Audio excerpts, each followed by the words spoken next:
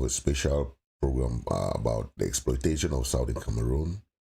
For the past 60 years, we have seen all forms of marginalization, exploitation, assimilation, and today we are bringing you a summary of what has been going on about the marginalization of Southern Cameroon, Ambazonia.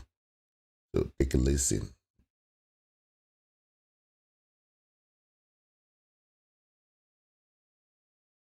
Its French abbreviation as DAG or DAG. There are less than 5 Anglophone DAGs in 38 ministries. There are equally less than 5 Anglophone secretaries general in 38 ministries. In the administration, Anglophones are almost completely absent. There are only 8 Anglophone senior divisional officers out of 58. There are equally less than 40 Anglophones who are divisional officers in Cameroon, in spite of the fact that Cameroon counts up to 360 DOs. The military is another black area for Anglophones. French is the de facto official language in the military. The police force witnesses a similar level of Anglophone marginalization, according to some analysts. Anglophones have been indeed in all of these for a very long time. But when we look at what is actually happening, many of you have an impression that all is not going well at all. Because when you look at the military, like I said, it's another black area for Anglophones, and French is the de facto official language in that corps. The police force witnesses a similar level of Anglophone marginalization, and Anglophones have been, conditioned not to dream of heading the national security and defense ministries. At the police training college in Mutengene, more than 70% of the students are Francophones, even though the school is found on Anglophone soil. The presidency is almost exclusively Francophone territory. Anglophone officials there are not only few, but have been programmed to play only second fiddle. Of the more than 36 heads of diplomatic missions, only 6 are Anglophones. In the most important English-speaking countries like the United States, United Kingdom, and Canada, there is no Anglophone heading the diplomatic missions. Anglophones, despite the sweeping victories of the ruling party in the 2020 municipal, parliamentary, and the 2018 senatorial elections in the Northwest and Southwest regions, continue to be marginalized by the ruling party, according to some of them. Despite the fact that the ruling party was put to birth in the Anglophone town of Bamenda, no Anglophone for the over 37-year existence of the CPDM has ever been Secretary General of the ruling party or even elected to the second fiddle position of CPDM Assistant Secretary General. So the statistics are indeed so many. And if you go, for instance, in the National Oil Refinery Corporation, known by its French acronym SONARA, that is based in Limbe, more than 90% of senior staff and the overwhelming majority of junior staff are Francophones. Although SONARA is on Anglophone soil, the official language there is French. Since its inception in 1979, no Anglophone has occupied the position of general manager or even deputy general manager. Even though crude oil is refined in Sonara in Limbe, the long-awaited Limbe Deep Sea Port project has remained only on papers for decades. On the contrary, government has spent billions to construct a pipeline linking Limbe to the Douala ports from where fuel is exported. The Limbe Deep Sea Port, or Natural Deep Sea Port, which has an opening to the Atlantic Ocean, has been neglected in favor of the Douala River Port, which requires dredging every year, and yet heavy vessels cannot anchor in it. Now, Anglophone pressure groups are of the opinion that this was deliberately done to stifle development in Limbe, in the Anglophone part of the country, as Limbe will have become the economic capital of Cameroon. Anglophones working with the state broadcaster Cameroon Radio Television, the CRTV, be they at the central services or regional levels, are treated as second-class citizens. The domination of Francophones at CRTV is appalling, according to some of them. Out of the 10 chiefs of stations and 4 heads of FM stations, only 4 are Anglophones. At the central service, there are only 2 Anglophone directors out of more than 10 directors. If an Anglophone is director, the general manager will rely more on the deputy, who is a Francophone.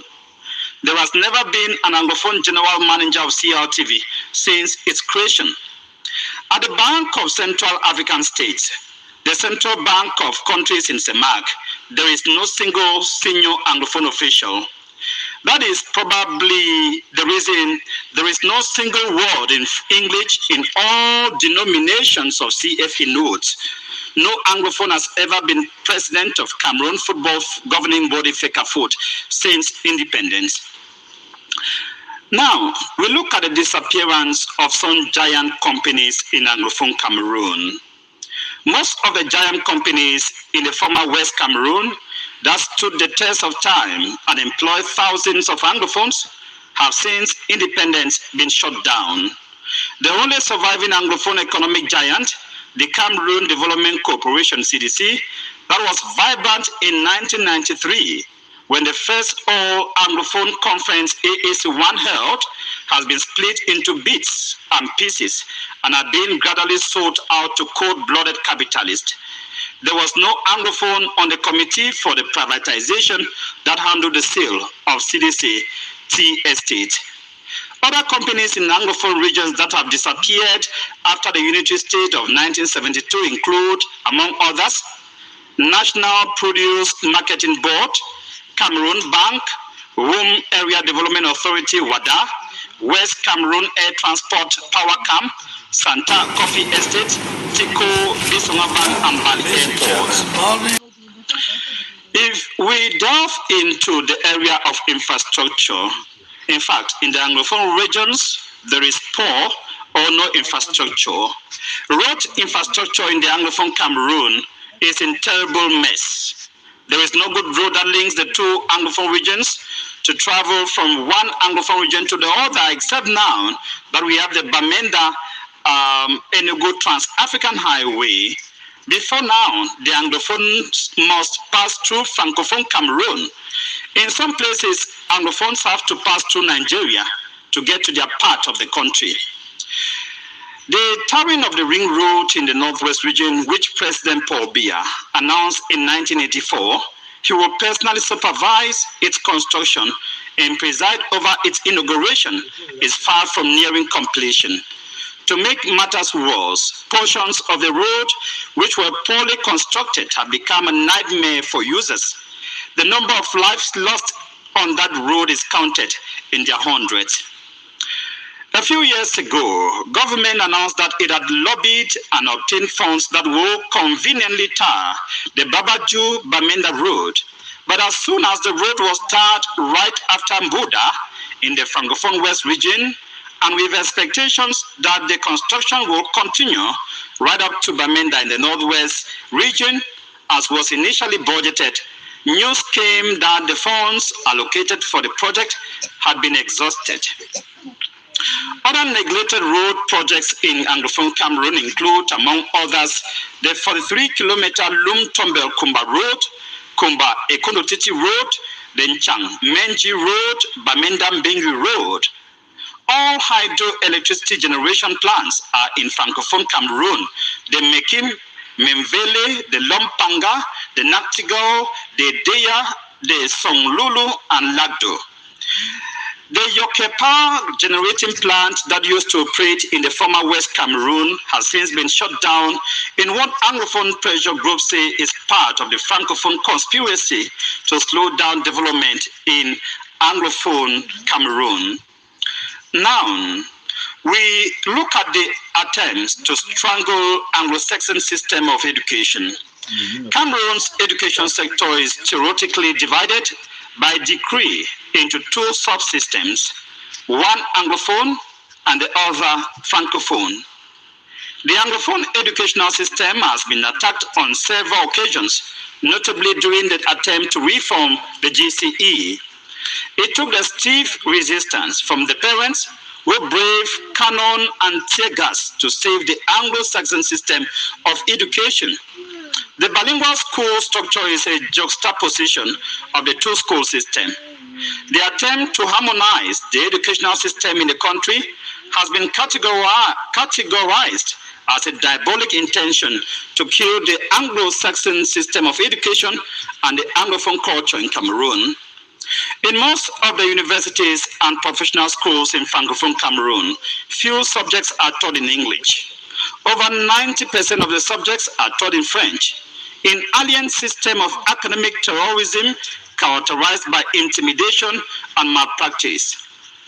While nobody cares if Anglophones are admitted into the elite professional schools, compulsory quotas of Francophones were once forced into the Faculty of Medicine in the University of Boya through the barrel of the gun. A vice-chancellor was sacked for failing to admit Francophone students into the Anglo-Saxon University, while the Faculty of Medicine in the next door Douala can forget to admit Anglophones and get away with it. Now, when we look at the Anglophone media, there is definitely a bleak future for this media. It is true the private media in Cameroon has problems, but the Anglophone media has a peculiar problem. This is not only explained by the fact that there are few Anglophones in positions of responsibility who can give advertising jobs to English-speaking media organs or sponsor them. The honest truth is that Francophones in juicy positions take delight in giving advertising jobs even when they are written in English language to French newspapers. English media organs are viewed by Francophone authorities as spies or opposants. Of the over 10 daily newspapers in Cameroon, only one is published in English language. Now, what is the way forward? As Cameroon battles to resolve the more than 6 years crisis in the two English-speaking regions, political analysts appear unanimous that a return to the federal form of government offers a pragmatic and result-oriented administration for a country like Cameroon with diverse specificities. Neighboring Nigeria practices a federal system. Yes, that is a report of how things have been going for the past 60 years. And if you see what we have listened here,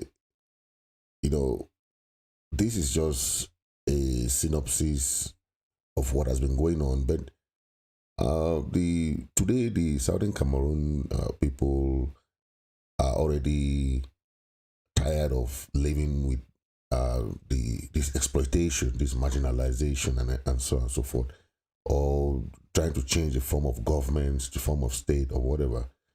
So today, the people of Southern Cameroon have declared their independence, and they are looking forward for a new country called Ambazonia. I'll bring John Foncha,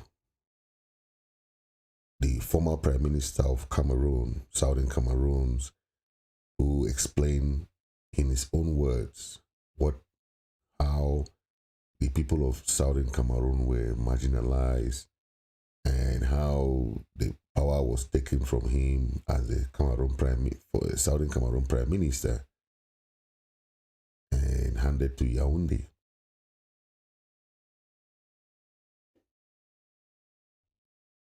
For which could be discussed, you see, to make it both for the federal government or what we call concurrent. That is to say, the Prime Minister of the Southern Cameroon was going to be in charge of the police. And the army could be could be national, territorial. We didn't think of the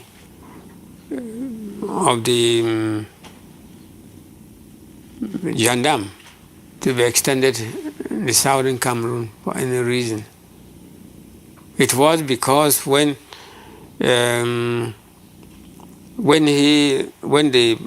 there was no constitution, that he managed to send the gendarme in the southern Cameroon, and gradually now posting all this there, his obedient troops, his obedient civil servants, and they can do anything there. They are protected by him, so anything could happen. When did the gendarmes come into West Cameroon? To Southern Cameroon? Let's say as soon as the British troops left. You know, the British trained a mobile wing, which not many at all.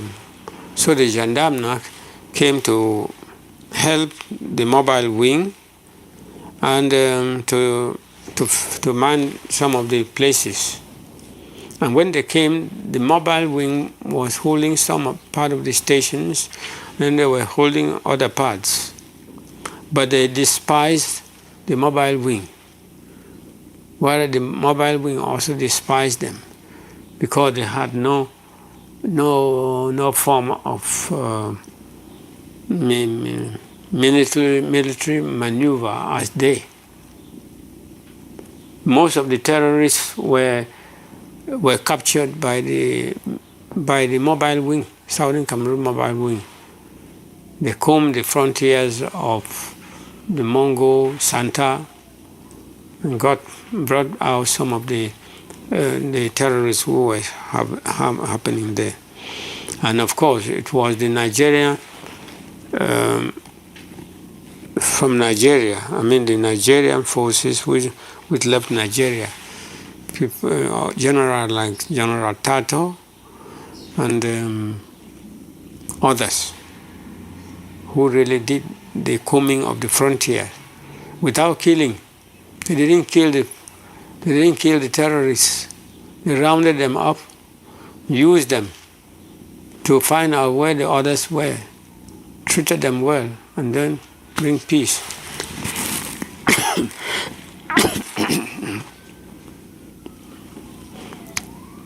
The Southern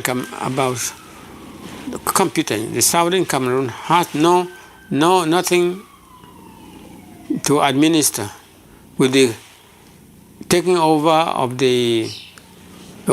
the dissolution of the National Assembly and the House of Chiefs and everything.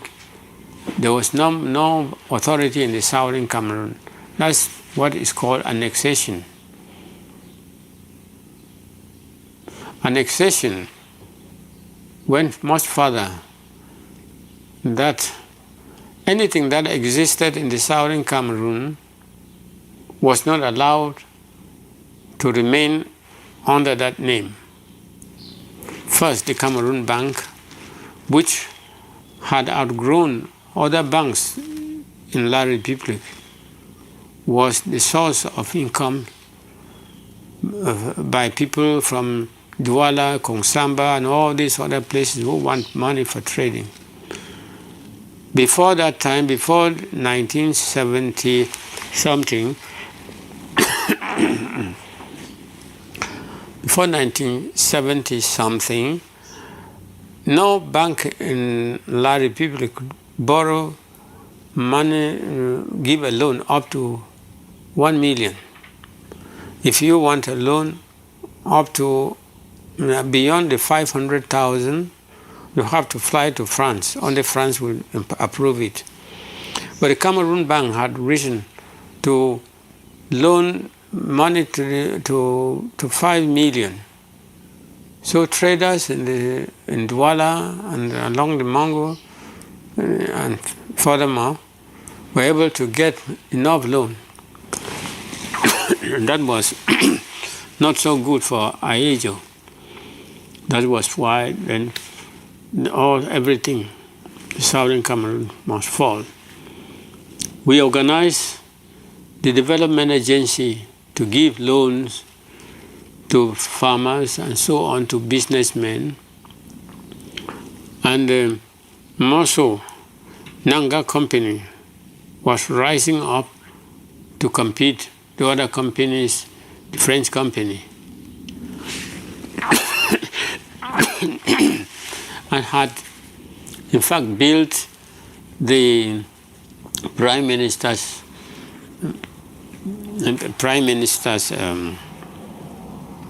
office in the southern Cameroon out of a mere 45 million francs at that time. But a building like that could have cost no less than 150 million.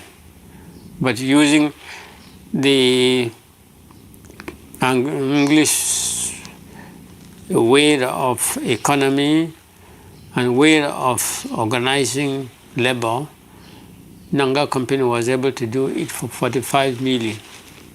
That was a slap on the face of the Republic of Cameroon. It was an indication that the British were going to abolish or more or less lessen the amount of bribes and the money they get from the contracts. And so everything was, by not signing the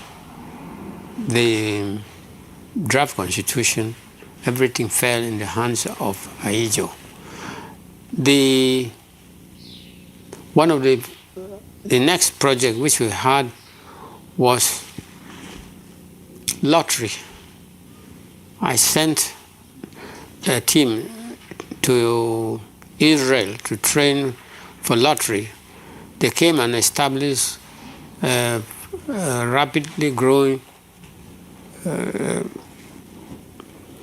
lottery, and we were getting the money now to build hospitals and clinics.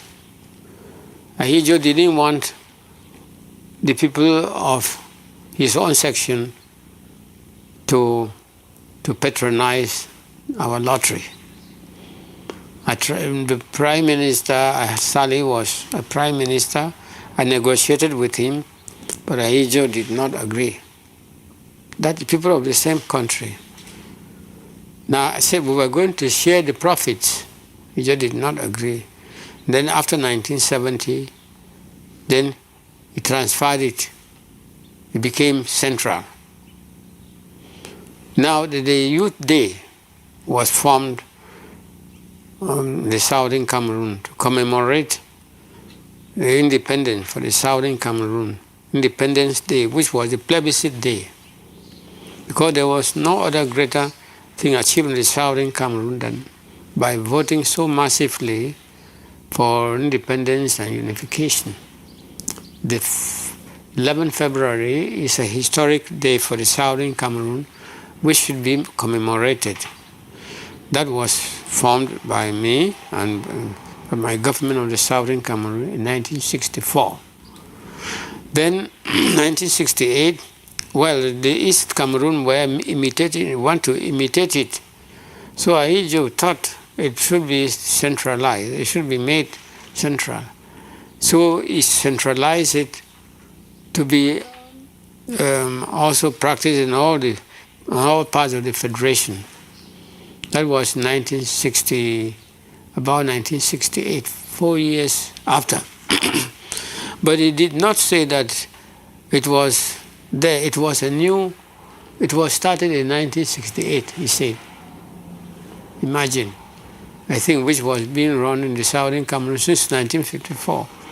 When he transferred it, he didn't mention the southern Cameroon. It was originated in 1968. Or 1966, it might have been 1966 when he transferred it, between these two dates. So now, southern Cameroon was tinning coffee. And this coffee was of standard to merit exportation. And as a matter of fact, a good part of it was being exported.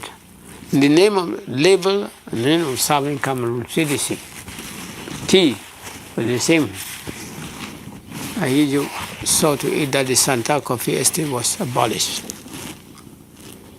And so there was no other means of the Southern Cameroon, you see, running, getting its own independent income.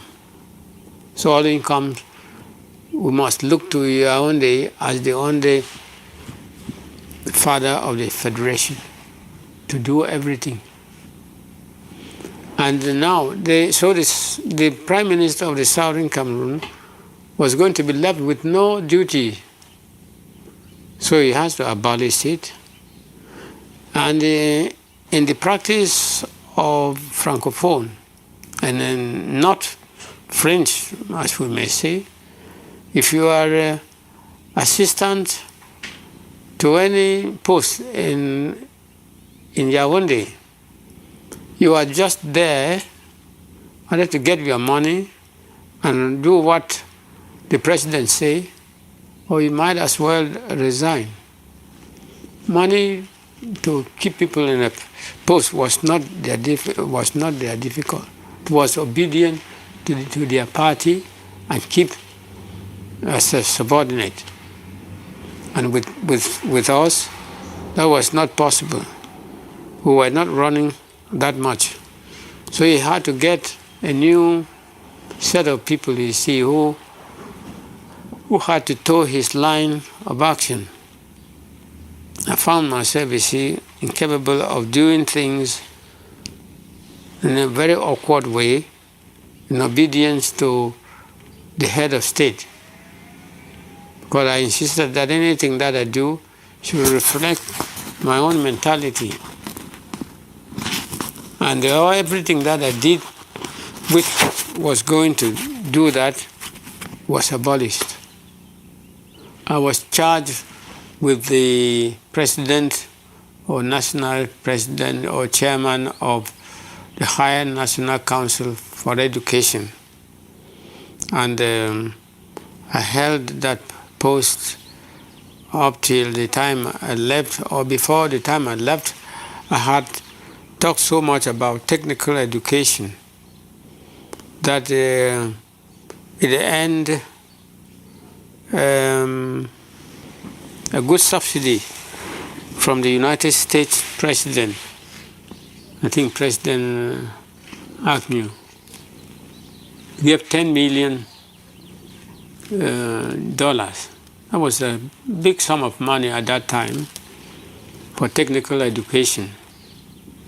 And I told Aejo that I would like the Southern Cameroon to benefit from that 10 million by raising the technical college of Ombe to a higher technical college and institute at the beginning one in Bamenda.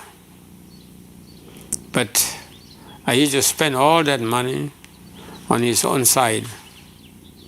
Instead, I never knew that that was his ways of doing things. Instead, it is centralized, about it downgraded the Ombe Trade Center Technical College to the grade of his own cap. All the heavy equipment left by the British were looted. Everything was run, and then he transferred all the British trained teachers there. He transferred them to teach secondary school. Then I had sent to the state of Wisconsin 12 teachers to study a few years for the industrial subjects in both primary school and the new colleges which might be built. Then these finished their qualification and came back about 1966. Not one of them was posted in Limbe. So they were made to teach English in other schools. And nothing was mentioned about technical education. And so on. So the University of Caste, Technical University of Caste, which was to be built, which was one of those which was to be built alongside with the University of Yaoundé. We couldn't get teachers in those days, we couldn't get funds in those days. And the United States sponsored the Peace Corps and the principal who opened the pre-university of caste in the form of higher secondary school. It grew so rapidly and got the CDC at very good rate. Their successes in the GCE advanced, especially their scientific knowledge, was high. Aejo and the rest, detected that and started dwarfing them in the Polytechnic of Yaoundé. So much that by 1985, the number of English students who left caste and entered very great difficulty were under 10. All those who were entered there found the condition either so bad that they managed to leave, or those which remained out of the whole time since 85, under 10 out of 400 who have graduated in the Polytechnic School of Yaoundé. So I noted that Aejo wanted to dwarf Southern Cameroon as far as School of Technology was concerned. And later on, when he decided to decentralize the University of Yaoundé, he left the University of Caste, not mentioned. He later on proposed a university for Buya. And you know how long that took. He put the name after he had been approached. I've asked him, he proposed that one. Now he didn't want to do anything with caste in order to keep the northwest and southwest, divided. So he proposed a university a university with no anything. Probably it was going to be a university of culture. He later on made it a translation bureau, as we call it. How could a whole university be for translation? And so it was built. Those buildings were with equipment, with no equipment, and with a number of teachers. What were they teaching? About less than 100 students were there for the whole university. It was recently when Paul Biya found me trying to raise so much objection for rejecting the Southern Cameroonian in the technical education, technical university of Douala. When he started trying to allow very few to enter, very few English-speaking Cameroonians to enter.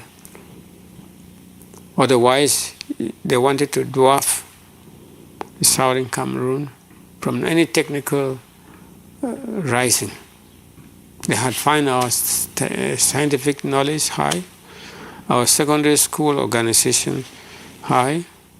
They want to abolish the GCE in 85. When I stepped in, and they brutalized our students. When I stepped in to quarrel with Paul Biya, they brutalized the students. I took them to task in the Central Committee meeting. And then the only persons who could support me was the late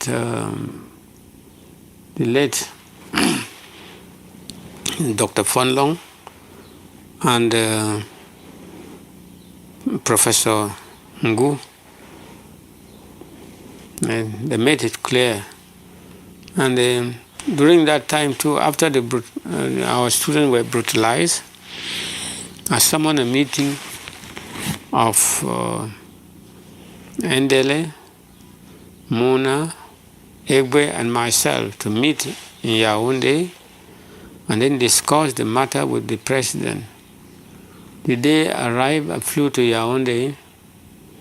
None of them appeared. They were still my opponent. Endele did not come. Mona did not come. And so that failed.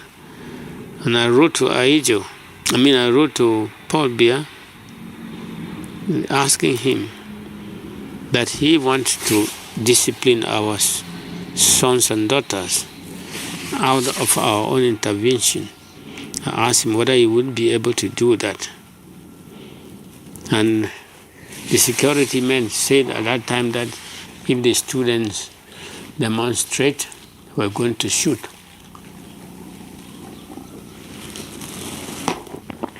I called the deputy minister in charge of the Gendarmerie and asked, do they not know that that was annoying? Whether when they shoot any student for demonstration, I will sit with them. Or they simply answered, well, it was a mere try to frighten them. So we don't frighten people by talking about shooting. Told him whether he had known that students in some part of the world burn themselves with petrol for protests, and whether by that frightening the English people will stop bringing their voices to be heard.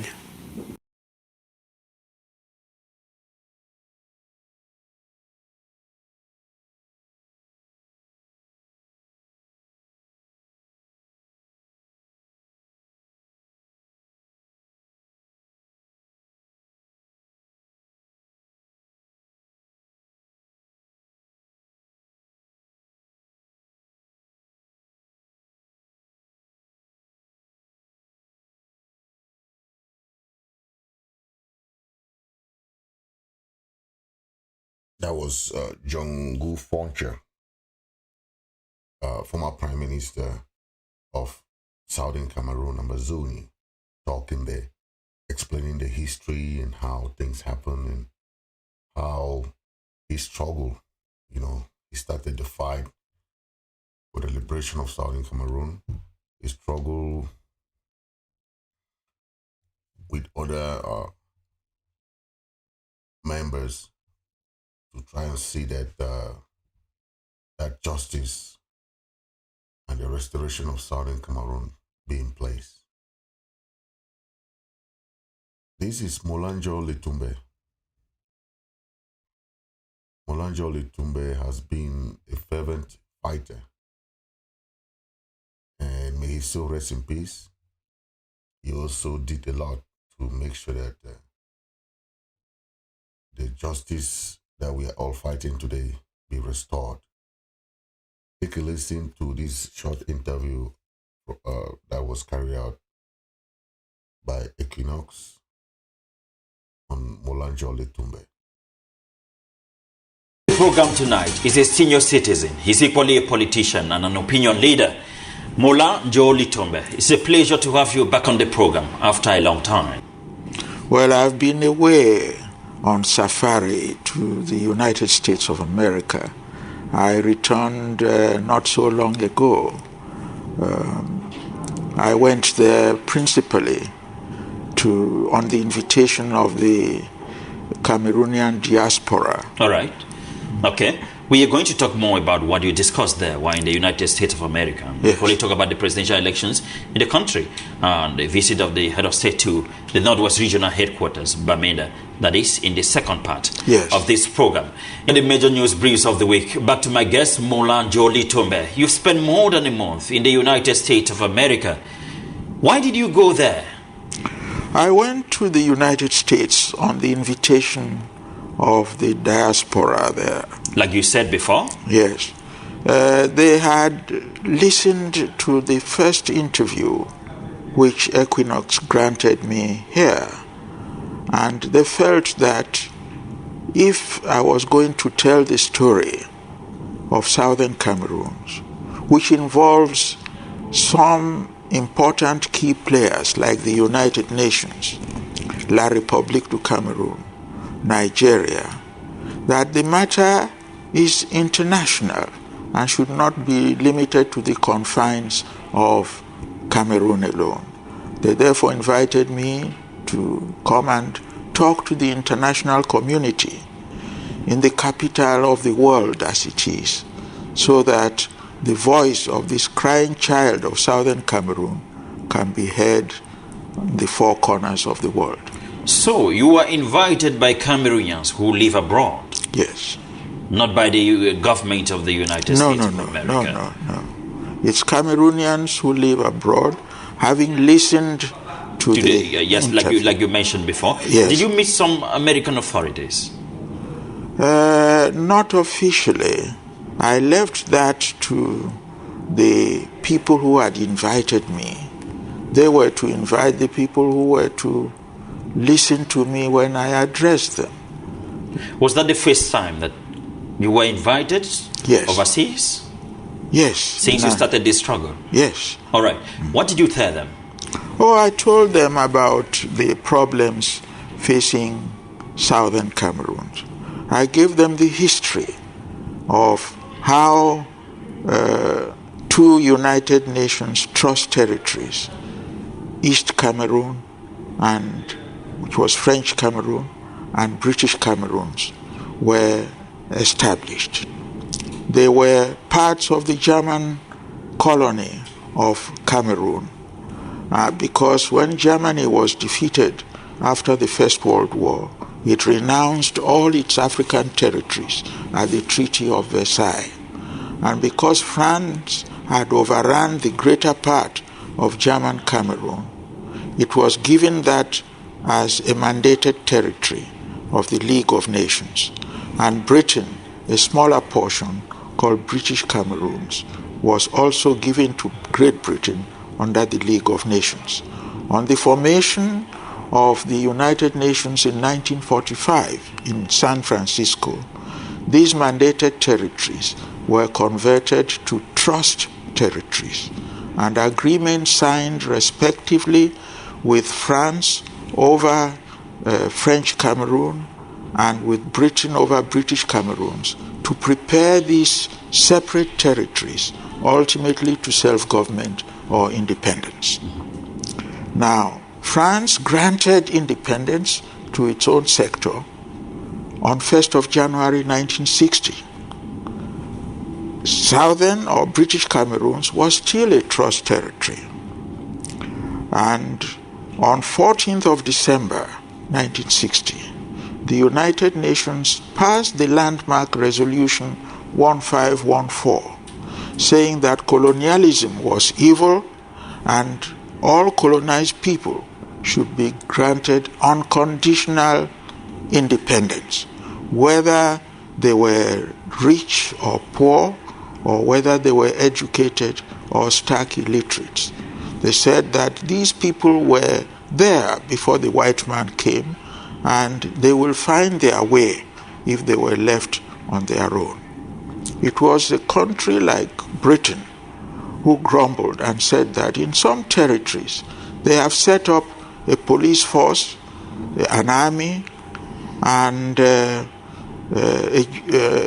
public service, that if they granted independence as had been decided upon the previous on 14th of December, there will be chaos, because in some areas these people were not able to raise the necessary funds to run these public services.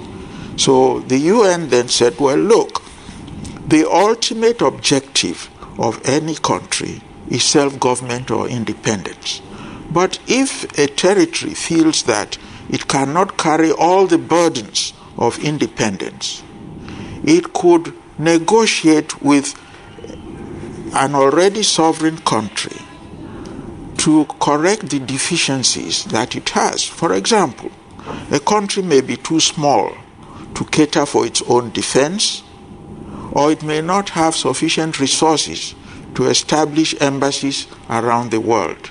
In that case, the UN said in those circumstances, it could opt to join a neighboring sovereign state, either by way of association or by integration. And the resolution 1541, passed the day after the Universal Declaration of Independence for all colonial territories, defined what is independence by association and what is independence by integration with a neighboring sovereign state. Now, the problem in southern Cameroon, which is the southern part of the former territory of British Cameroons, is that although the United Nations conducted a plebiscite on 11th and 12th of February 1961 throughout the national territory of British Cameroons, and the question asked was the same: would you like to have your independence by joining La République du Cameroon, or would you like to have your independence by joining the Federal Republic of Nigeria?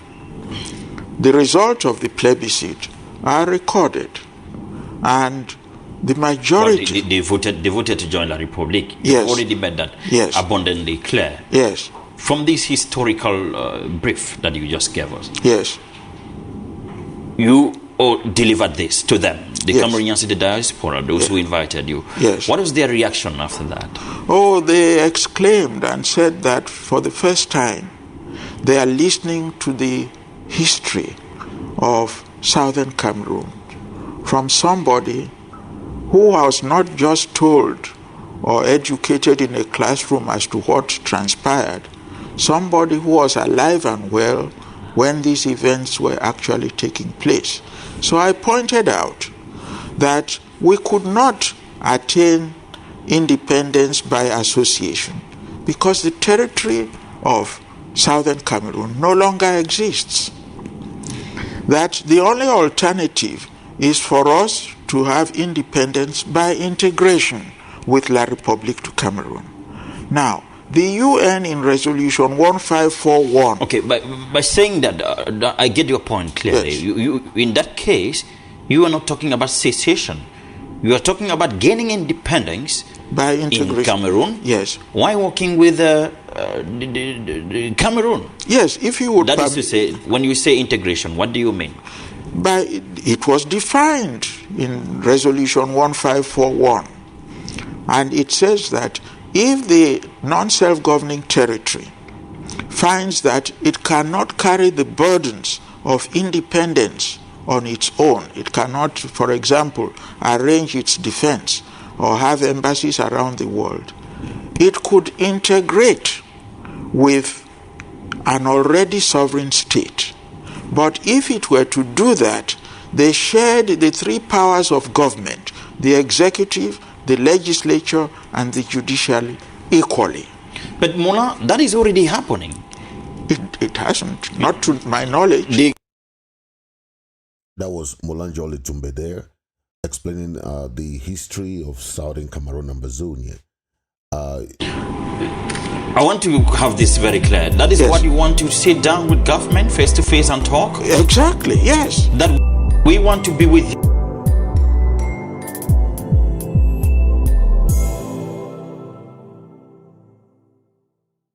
Jolly Tumbe passed away, but his legacy lives on. I want you to listen to the second part of the interview.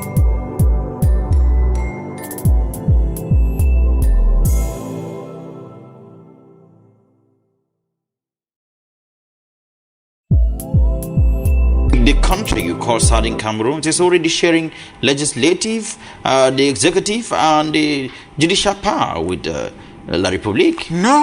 No, I think I may come in and correct you there a little bit.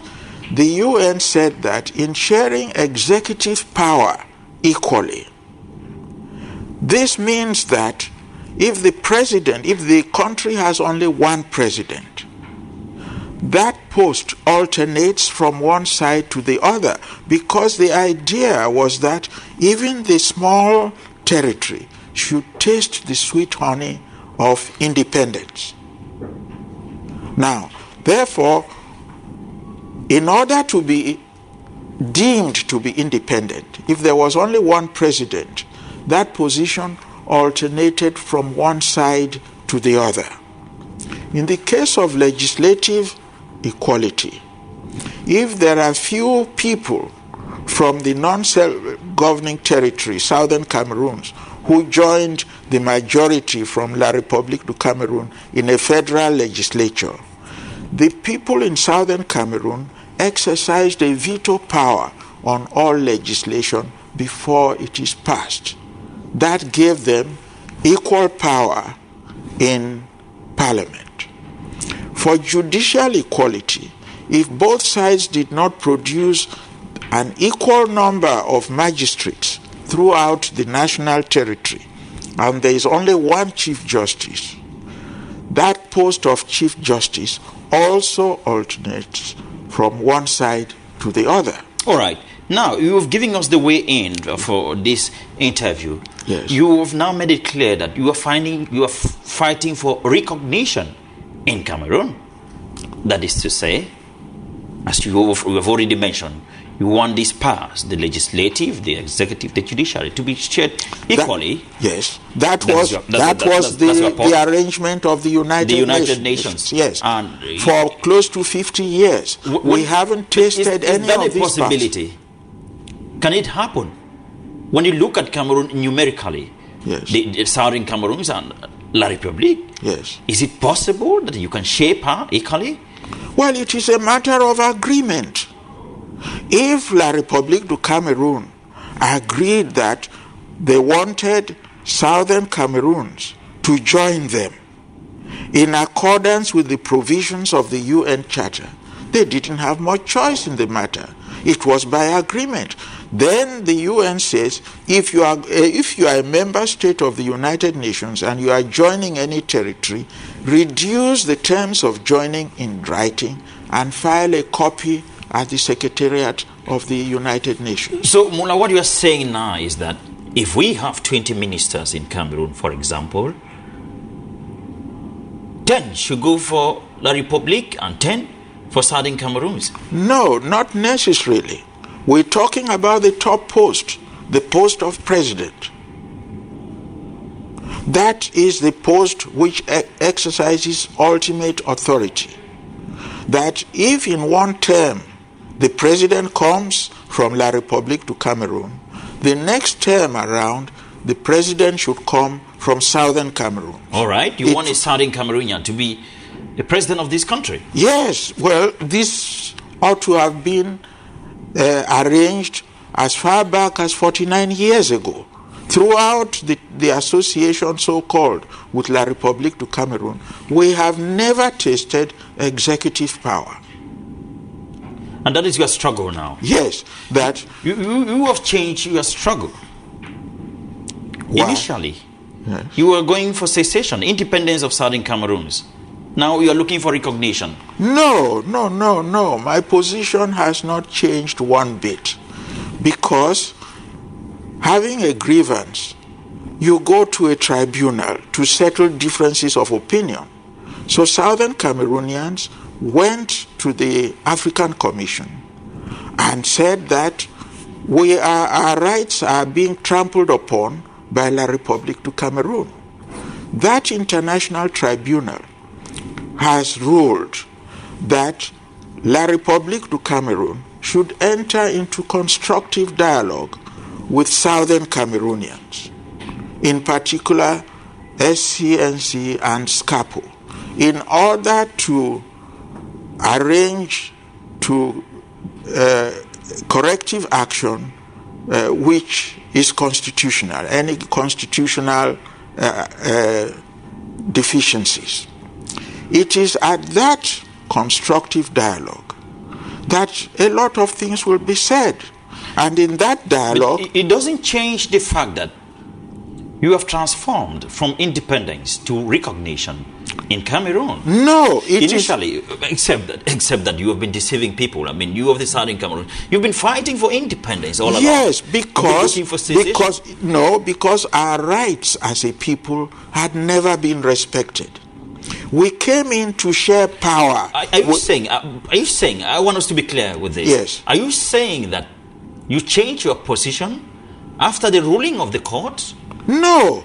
The ruling of the court says that, yes, we find that there is a flaw in the constitutional arrangement. Mm-hmm. And therefore, the two parties should come together under the auspices of the African Commission in order to see whether they can settle their differences. So, you are saying that those who are fighting for the independence of Southern Cameroons are on the wrong side of the struggle? No. They are perfectly entitled to say so, because for 49 years, the terms of joining, as stipulated by the United Nations, have not been observed by La République du Cameroon. So the other party is saying, if you are not going to respect international law and order, then there is no reason for us to be with you.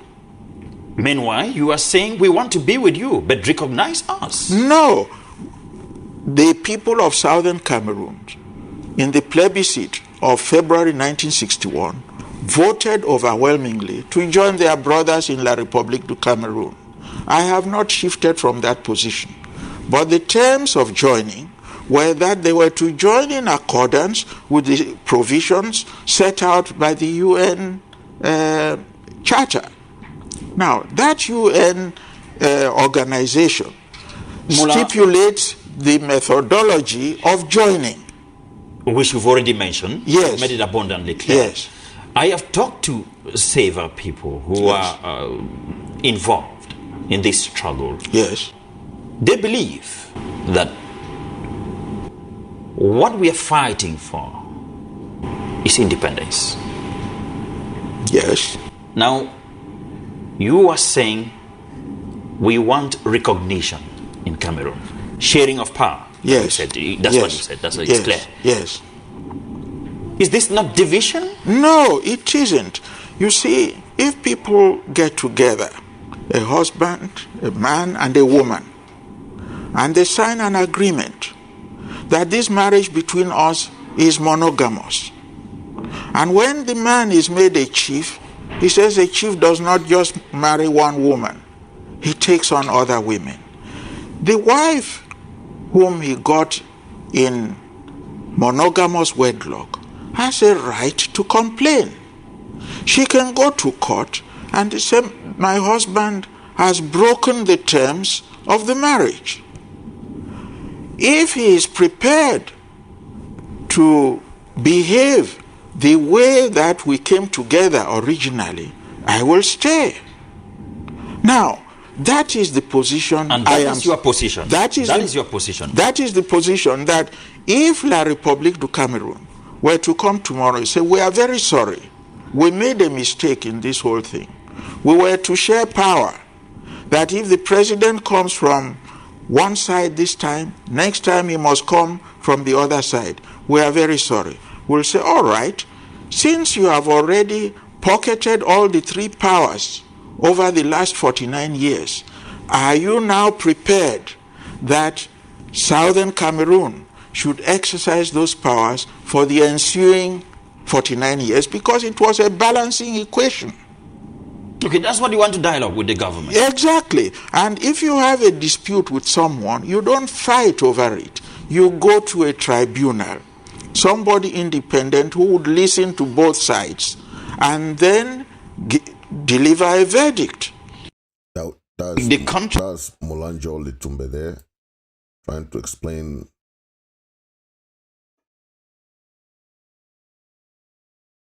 And let's continue with Molanjo Litumbe in the interview.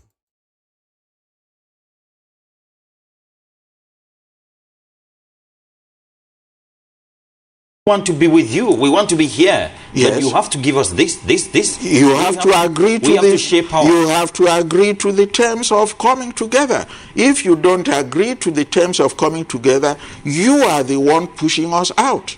As I use the example of the man and his monogamously married woman. The marriage example. Yes, that if the husband acquires other wives and the wife complains, she doesn't take a dagger and kill the husband because that is her husband. What do you say to those people who are contrary to you? They're fighting for independence? No, they are not contrary to me. They say that this government of La République du Cameroun... They are contrary to you because you are for the fact that we remain here, but they want to leave. So it's contradiction. No, there is no contradiction whatsoever. It is in desperation because this government is impervious to the rights of international treaties. They were jubilant when the International Court of Justice ruled that Bakassi belongs to Cameroon. At that point they hailed the International Court of Justice and said, yes, that is so. But the Banjul Commission is set up by a decentralized arm of the United Nations called the African Union. And they have listened to the petition of Southern Cameroonian and I said, look, we don't want fight. Yes. Is this struggle for independence, this has been happening for many years. The struggle for independence, your own struggle for recognition within the country, the Republic of Cameroon. No. In actual fact, on a matter of correction, to tell you the bad faith of La République du Cameroun, they alleged that we joined them in a federation on 1st of October 1961. This is not true. Because when La République got independence on 1st of January 1960, they prepared a constitution which was approved by their assembly on, I think, 24th of February 1960. Now, what happened in this so-called federal constitution was that it is the constitution of La République du Cameroun as a sovereign state which was amended on 1st of September 1961. We were not there. We were still a trust territory. They amended the constitution which had been passed by their National Assembly on 21st of February 1960 and changed their name to La République Fédérale du Cameroun. Now, if you change your name from Harrison Tamfu to Johnson White, you are still the same person. So La République changed its name by passing this law number 2461, to show you that other laws have been passed since they got independence, and this was the 24th law changing their name, and said that effective 1st of October, they were going to swallow the territory of Southern Cameroon and incorporate it in their territory. This was the same La République du Cameroun which merely changed its name by passing a law in their parliament which only covered the citizens of La République du Cameroon as then constituted. If it was truly a federation, it would have meant two parties coming together and say, all right, this is the law which will govern the conduct of affairs between us. That is not the case. So what happened was that La République du Cameroon merely changed its name and took on Southern Cameroon as an appendage and colonized Southern Cameroon. That is the point I am making. This struggle, like I was about to say, has been taking place for a very long time now. Yes. Is it attainable? Of course it is attainable, because the world is governed by the rule of law. That's why we have the United Nations, which was specially created. But laws have been passed and have not been respected. Yes. So, yes. Rule of law now. Yes, that is a delinquent state. And the mission I have is to show the world that here is a country, La République du Cameroon. They have failed to obey the prescriptions of the UN Charter, which says that if a member state of the UN is joining another territory, they must reduce the terms in writing and file a copy at the Secretariat of the UN. Otherwise, that arrangement is invalid. They sued, for example, Nigeria at the International Court of Justice, saying Nigeria was occupying part of their territory, when they know for certain that there is no treaty of union between Southern Cameroon and La République du Cameroon to have entitled them to do so. So in the process, they misled the International Court of Justice, which believed that by saying they are Cameroon and Bakassi is located in Cameroon, therefore La République had title over Bakassi. That was a fraudulent act. So you are saying that the rights of Southern Cameroonians will be determined and well felt and, of course, propagated and enjoyed in a federation? No. There is no federation. There never has been. That is what I'm saying, that if there is a federation, this is where you will be recognized. If there was a proper federation of two states, because that law 2461 passed by the Parliament of La République du Cameroon merely changed its name. It was not a federation at all. But the law recognized the state of Southern Cameroon and described it in that law as a state of West Cameroon. Now that you mentioned elections, as you know very well, 2011 presidential elections, just around the corner, just next year. Well, as I say, there are two different entities, Southern Cameroon and La République du Cameroon. They never joined, so that they are still apart. If La République du Cameroon wishes to go on to elections, I can only wish them good luck. But if they want to participate, including the territory of Southern Cameroon, they first must obey the international decision of the African Union, saying go into constructive dialogue, resolve the constitutional problem with Southern Cameroon first. I asked you that question because you mentioned in the course of this interview that you wanted the president to come from two sides of the country. That is to say, this year, yes, the president from here, the other year. It's not me saying, it is stipulated in UN Resolution 1541, passed on 15th of December 1960, with La République sitting there and Nigeria as members of the United Nations. They passed that resolution. So, we were not there. So the elections mean nothing to you? They don't mean very much. I would advise strongly that President Biya should first of all respect the decision of this international tribunal. If he is going to be the leader of a country in good standing.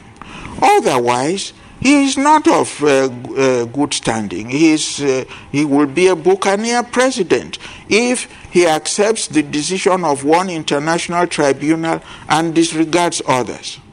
In taking the matter to the International Court of Justice was a fraudulent act, because there is no treaty of union between the area in which Bakassi is located and La République du Cameroun. La République du Cameroun traditionally did not have a boundary with Nigeria. So that was Molanjo Litumbe still talking about the historical events that led to Mola, are you saying that Southern Cameroonians, like you call them, the so-called Southern Cameroonians, yes, they should boycott the elections? Because the truth remains that they are here, they are part and parcel of this country, and this country has an impact on them. No. Very much. No. They may be, because the country is under siege. The Southern Cameroon is under siege. And that is to say? That is to say, the army, the police, and the administrative authorities are an imposition on poor Southern Cameroonians. They don't even have a police force of their own, you know. And therefore that whoever is colonizing is just like the time when we were colonized by imperial powers. You were not free to do as you, because they will take policemen and gendarmes, people looking like you, to arrest you and beat you up, although they were black people like you. This is what is happening now. That La République du Cameroun is colonizing Southern Cameroons. The sharing of power, which the UN stipulated to be the basis on which... Let us come back to the elections. Yes. Should they go and vote, participate? I don't see why they should trouble themselves in that. I will not do that, because although I am governed by La République du Cameroun because they are colonizing Southern Cameroons, really I have no business there. What is the purpose of an election to elect another president when the issue is hot before an international tribunal, which have said, hey, gentlemen, you better settle the constitutional issue between yourselves? I would say that the priority should be for La République du Cameroun to resolve that constitutional matter with Southern Cameroon, and then say that we now want to go for election.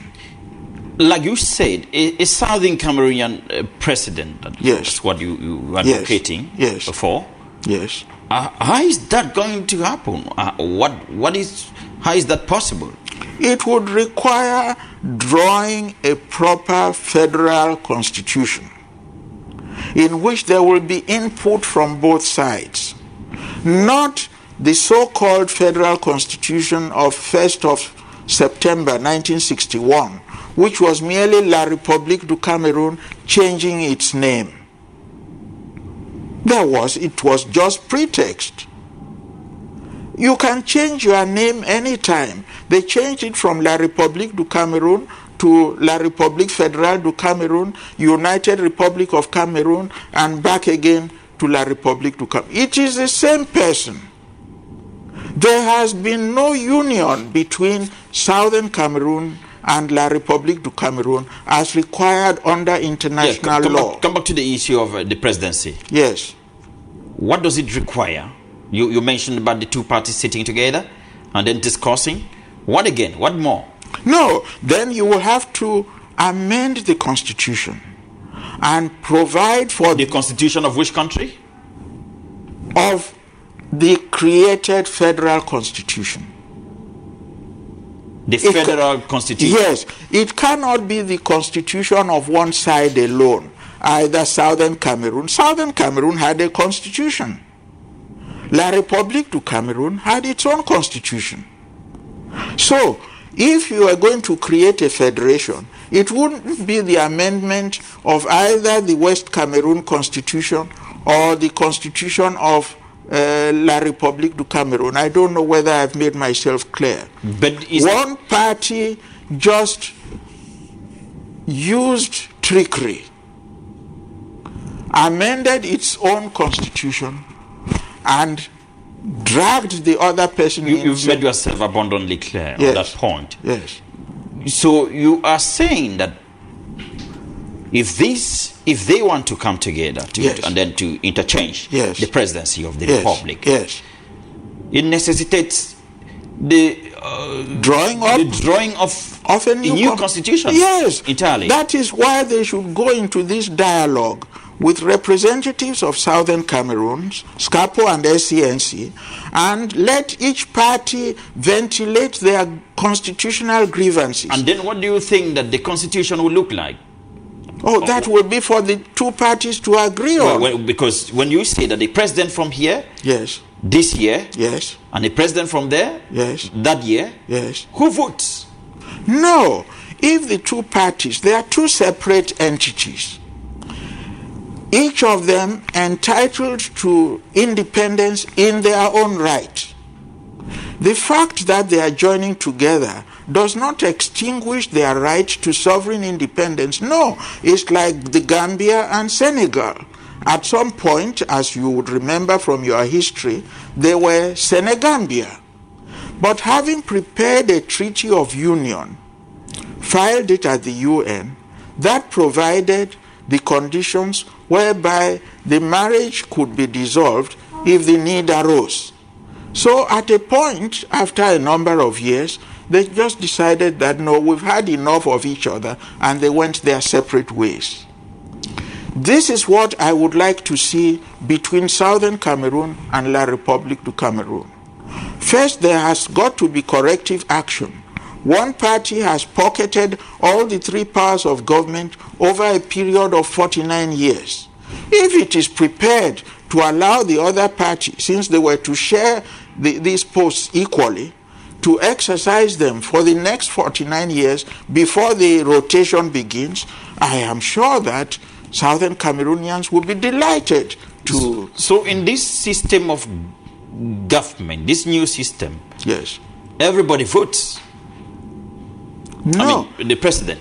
No. If it says that the presidency will alternate from La République du Cameroun to Southern Cameroon. For example, if it's the turn of Southern Cameroon. Yes, the voting will be in Southern Cameroon. Southern Cameroonians. And whoever, if it is Arison Tamfu who wins election there, goes to Unity Palace. You go to govern people who did not vote you? Is that a possibility? No, this is because you can install people in power through an electoral college. You don't have to have universal elections each time that a position got to be. It could be by groups of people, councils, and so on, voting a particular person. All that needs to do is that the people may perhaps vote for their councils, and the councils have the power to nominate somebody for various positions. This can be done. Even in the United States, the voting of the presidency is not by universal adult suffrage. How soon do you wish this to happen? As soon as convenient, but certainly before the next election. If La République du Cameroun refuses to acknowledge the fact that we were people who were not part of their territory when they got independence, and that if they really value our association as equal to themselves, they should be prepared to dialogue. We don't think... That is before the elections? Before the elections. It is 1 year now since the decision was passed by that tribunal. La République du Cameroun has given no indication as to whether it's prepared for the dialogue. Or in those circumstances... So you might wish to see an Anglophone, or rather, a Southern Cameroonian president by next year during the elections. Yes. I would say that in the constructive dialogue, we will make it clear to them that for 49 years we have been deprived of our rights, executive, legislature, and judiciary. And that since we were to share these things equally from the word go, are they now prepared that for the next 49 years at least, we should exercise these three powers of government? If they say, we are very sorry, we would like to atone for our sins, I can see no reason why, having voted overwhelmingly to join them, why there should be separation. But it depends on the attitude of La République. If they adopt the position that what we have done, you have to stay with us, then they are the ones precipitating the breakup. If that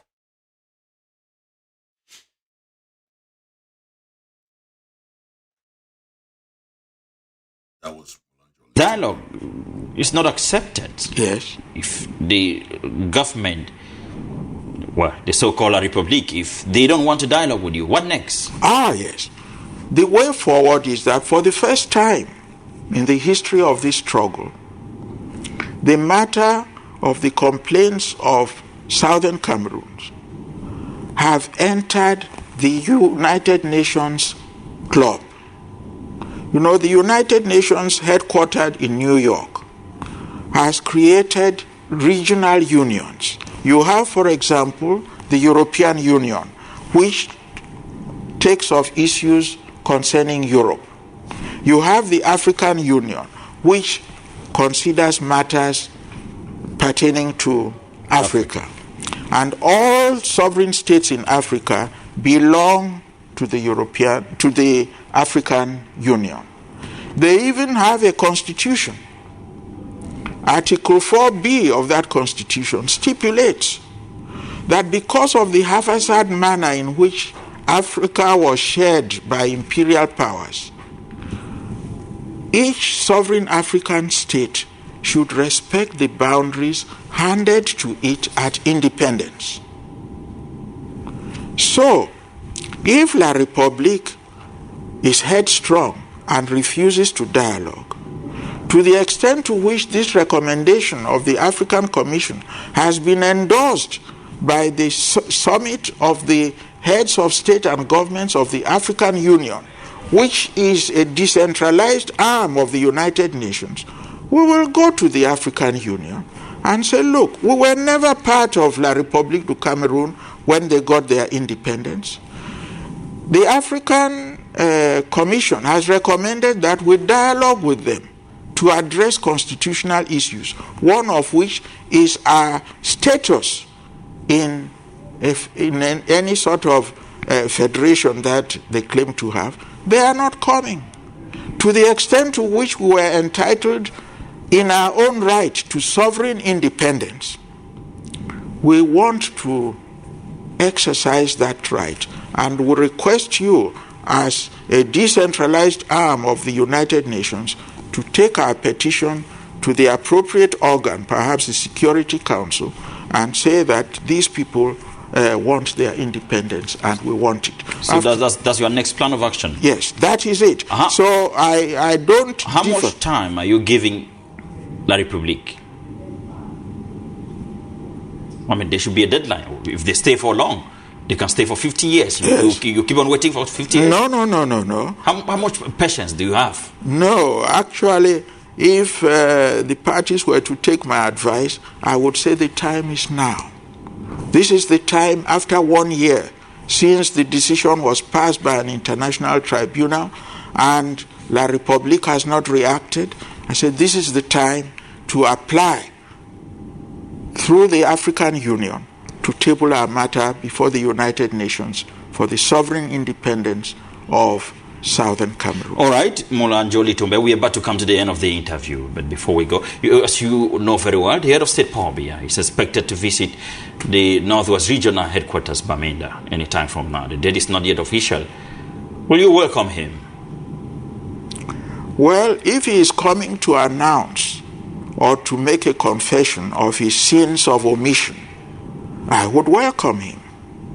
If it is merely to show that he has military might and can keep Southern Cameroon under subjugation for many years to come, he will not receive my approval.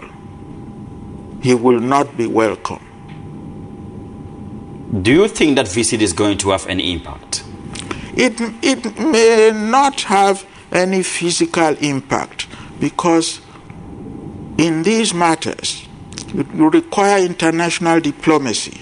I think Southern Cameroons are on the right track now that their matter has entered the UN circle. And having entered the UN circle, there is no need for warfare. It's to pursue it logically. And I am confident in my own mind that the way things are going, Southern Cameroon will be free. So it's meaningless for you, the visit? Yes, I mean, I don't see what he's coming to do in Bamenda in the face of an international tribunal which have said dialogue with Southern Cameroonians, address constitutional issues under our auspices, address them. Then if he behaves then as a gentleman, because to err is human, he could say, I'm very sorry, I misunderstood this whole thing. Now I am ready to make amends. He will be very welcome in Bamenda. But if he is visiting Bamenda in order to show the strength of his military might... I'm asking you this question because some of those who are involved in this struggle have made it clear in a communique that they don't want him to visit Bamenda. Yes, but I will not say that outright. I will say that if he is coming to try and make amends for his manifold sins of omission, then he will be welcome in Bamenda, because to err is human, to forgive divine. Mula Njoli Tumbe, I've spent a wonderful time talking with you. We've come to the end of the interview. Thank you for your time. Thank you for asking me to come. Anytime you request that I should visit you to discuss these things openly, so that Cameroonians who were not even born in 1961 can know the truth of the matter, I am delighted that you asked me to come here today, in which I have made certain salient points that the so-called Federal Constitution of Cameroon, which was supposed to be the joining instrument of Southern Cameroon and La République du Cameroun, was a fake. It was merely La République du Cameroun which changed its name and dragged Southern Cameroon by the tail and have colonized us ever since. Thank you once again, Mr. Litumbe. Thank you. And thank you, Ade, for watching Top Stories tonight. And please keep on writing to us at topstories42@yahoo.com. We'd like to hear from you as usual. I was Maginalization there, explaining the history of Southern Cameroon and Ambazonia. And thank you for listening. We have more to come in the near future. Thank you for listening. Thank you for listening. Thank you for being there. Thank you, Molanjo Litumbe, for your fight towards this, the liberation of Southern Cameroon.